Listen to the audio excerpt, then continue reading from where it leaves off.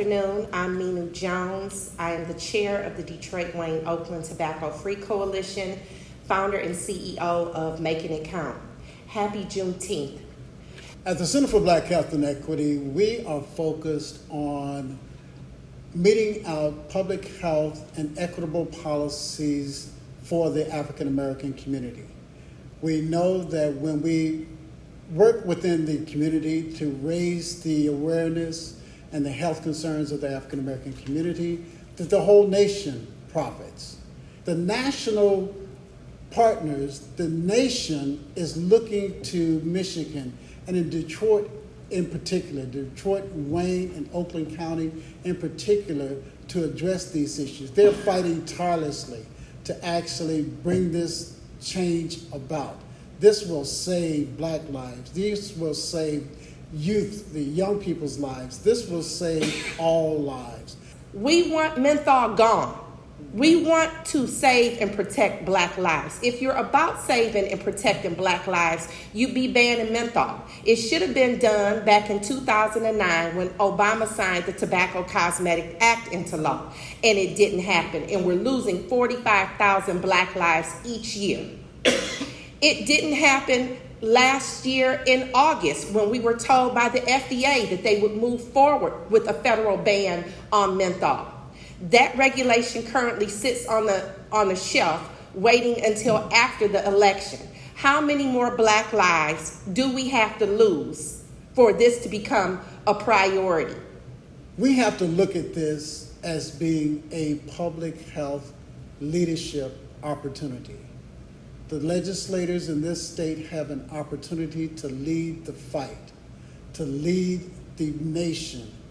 And they have the undergirding of the community that says this, yes, we want this. We know that about 80% of those who we've actually surveyed said that they want this. They want the elimination of menthol. We want the FDA to make their rulings on the national front. According to the Food and Drug Administration in Detroit, 6 out of 10 retailers sold an illegal tobacco product to minors in 2023. That should make everybody uncomfortable. It's unacceptable, and it should not be happening, and we have a chance to stop it. 45,000 people dead a year because of one particular reason, who all belong to a particular culture group, is genocide by definition.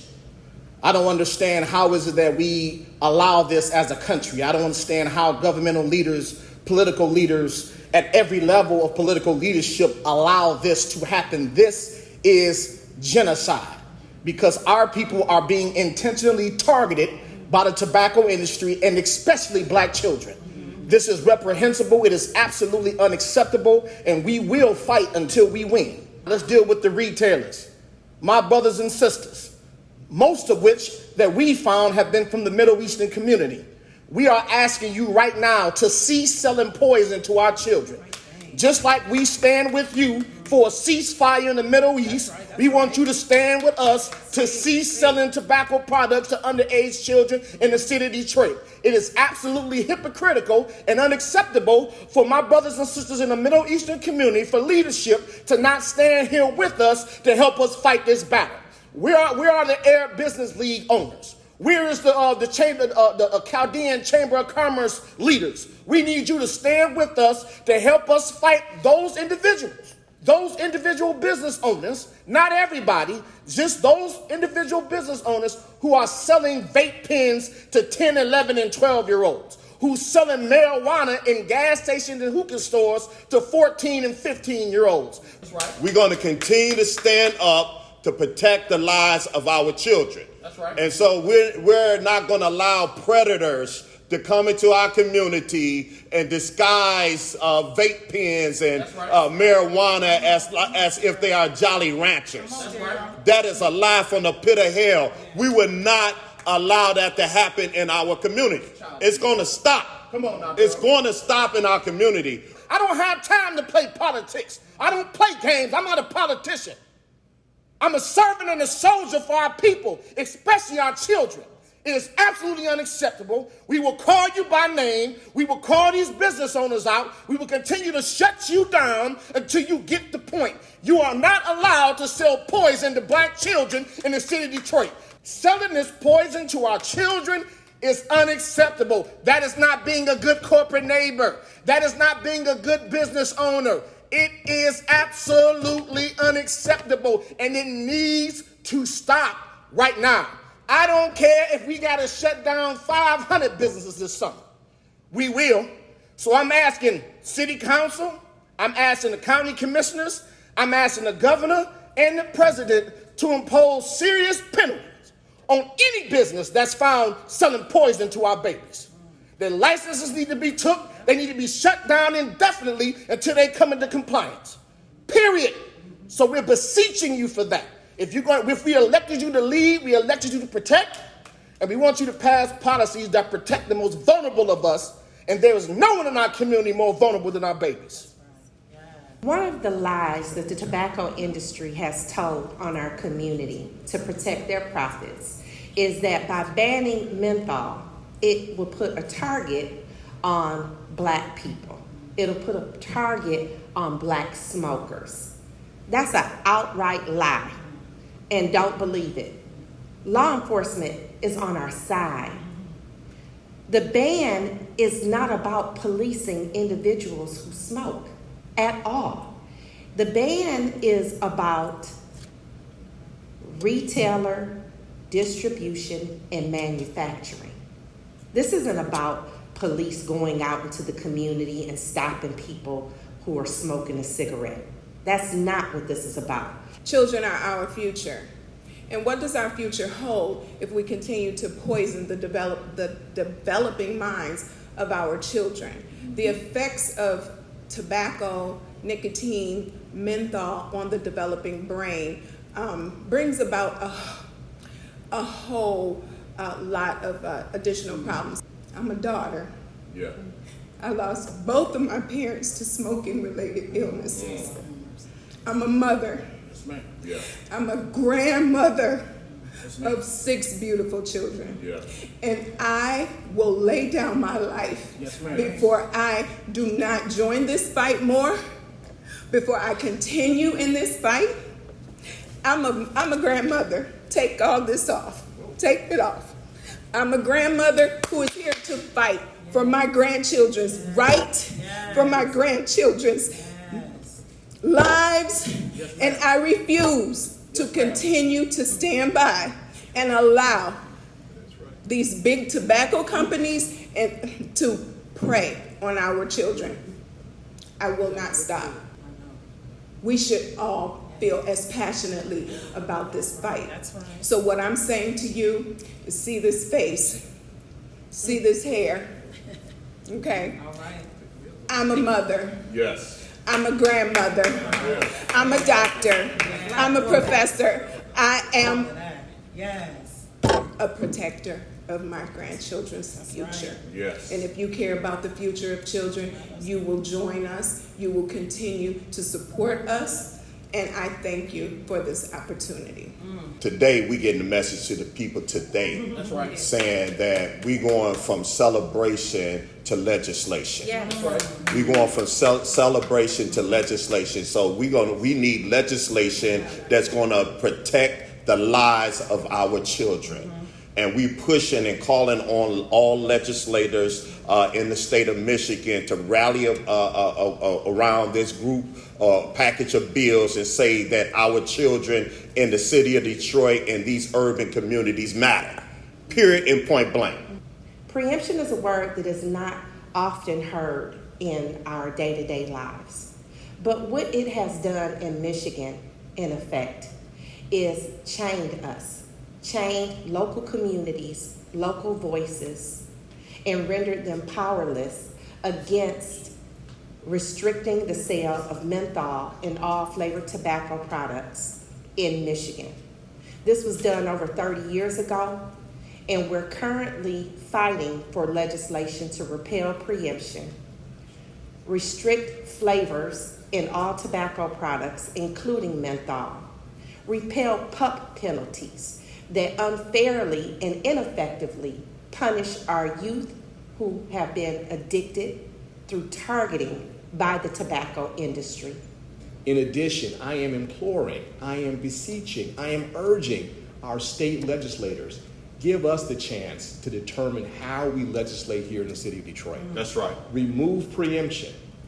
We best know how to manage and regulate locally. Do not tell us how to regulate our community. We can do that ourselves.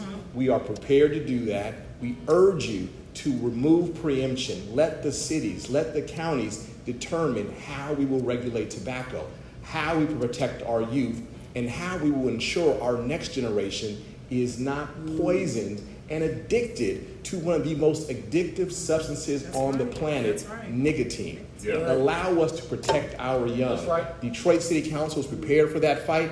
I am prepared to have that conversation, but what we really want is the ability to regulate and manage ourselves. What you're saying with preemption is that we don't trust you at the municipal level to regulate locally what we believe is best for you. That's very paternal, and I take offense at that. Detroit City Council is prepared for that fight. I am prepared to have that conversation. We have already sent resolutions to the state saying we want you to remove preemption. We are prepared to regulate tobacco to protect our youth and to protect our families. Give us this chance. We are ready. Do it now. From celebration to legislation. Let's get it done. When we look at our school year, we just ended a very successful school year, but during our school year experience, we had 750 incidents of young people who had engaged in marijuana, vape pens, edibles, and were taken to the hospital. They were taken to the hospital, and sometimes you don't know the effects of how it will deal with the young person's body. The young person's body and mind is not equipped for the things that the world gives them too soon. That's right. And so what we understand is that they not only are taken to the hospitals, but then they are losing times from school, learning, instruction. This is not the way that public education in the city of Detroit will continue to be. To tie the hands of a leader, a Detroit legislator, an elected official, to say that he want to help protect the lives of children. That's right. In the city of Detroit, he can't do that because the state. That's sick. That is sick. Where he wants to help save the lives of children in the city of Detroit, and they want to do it, I'm sure, in the city of Inkster, and I'm sure they want to do it in the city of Pontiac. But in these black communities, our legislature is saying sit down. They being told to sit down somewhere. We gonna control this. We don't care if your children are being poisoned. We don't care that over 700 cases in the Detroit public schools. We don't care nothing about that. We're going to let the business go on as usual. Preemption is a major problem. It goes against home rule. Essentially, it takes the power away from local municipalities to govern and manage their cities. Correct. Right? It's really institutionalized emergency management. Yes, it is. That's what it is, right? So I pray that someone in the media will muster the courage and invest the resources to really do a deep dive into preemption, because it is a major, it serves as a major encumbrance to great leaders like our city councilmen and other leaders throughout this area who are really trying to do some revolutionary work on behalf of the people. It handcuffs them. Lately, we've been inundated with all of the sensationalism around cannabis and marijuana vaping and edibles, from television to marketing campaigns, billboards. And although it's legal for us who are 21 years and older, it's not really targeted to us. So for our legislators, listen real good. There should absolutely, the bill that's put on the floor today with the packages, we need support. That's right. But we also want you to do a couple of things when it relates to our young people. One, we need to make sure that the packaging around marijuana, cannabis, vaping, edible, that packaging should not look like candy. That's right. It should look like, if it's truly marketed to those who are 21 and above, the marketing team has work to do. So we want to make sure, one, that there's more restrictive policies and guidelines and guardrails around the packaging of these things. The other thing is earmark funds so that in the school system, just as we detect weapons, because this poison is a weapon. That's right. So just as we would be detecting guns and knives and things of that nature, we want to detect this as well. Yeah. So give us the dollars so that we can have the infrastructure and the equipment to detect when poison is being brought into our schools. Yeah. We have brilliant young kings and queens who are sitting in these classrooms, and they have expectations that we are the protectors. Mm-hmm. Not only are we the protectors of them when they're in the school building, but we're the protectors of them when they're in the community. And so for me today, and I love the line, from celebration to legislation. Yes. And as a legislator in the city of Detroit, I am here today to continue with that fight.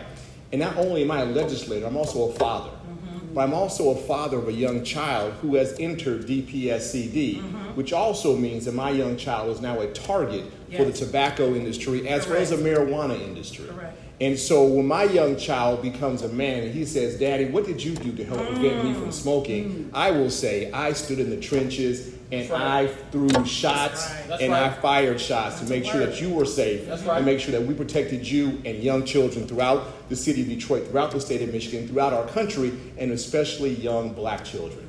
Today, Junteenth Day, emancipation. This is not about t-shirts and balloons. This is about freedom. And we're still fighting for it in 2024. The bill package that I told you about currently sits in Senator Moss's committee in regulatory reform. That bill package has been sitting there since November of last year. Come on now.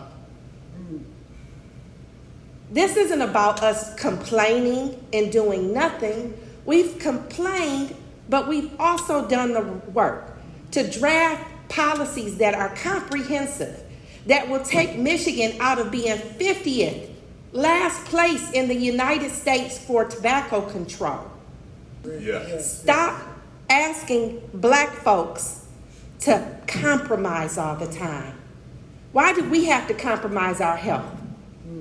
Why do we have to compromise our safety, our protections? We don't want to wait until after the election. Michigan is a battleground state. Yeah. If you want the black vote, if you care about black people, do something. Talk is cheap. Yeah. Do something. Make it a priority. Show black voters that you care about us. For real, for real. Yes.